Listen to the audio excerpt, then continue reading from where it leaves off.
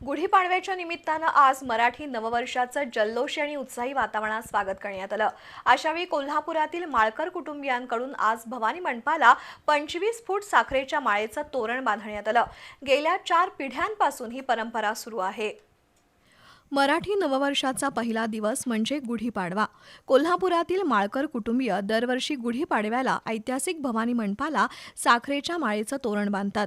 गेल्या 4 पिढ्यांपासून ही परंपरा कायम आहे।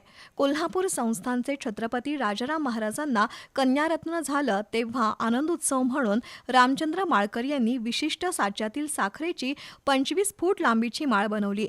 तेव्हापासून प्रत्येक गुढीपाडव्याला माळकर परिवाराकडून जुना राजवाड्याचं प्रवेशद्वार असणाऱ्या भवानी मंडपाला साखरेच्या माळेचं तोरण बांधण्यात येतं। आज सकाळी राज्य नियोजन मंडळाचे कार्यकारी अध्यक्ष आमदार राजेश क्षीरसागर यांच्या हस्ते हे तोरण बांधण्यात आलं। यावेळी निखिल माळकर, सागर माळकर, शंतनू माळकर, नगरसेवक ऋतुराज क्षीरसागर, किशोर घाटगे, कपिल नाळे, मिलिंद साळोखे, मयूर साळोखे, कमलाकर जगदाळे यांच्यासह नागरिक उपस्थित होते।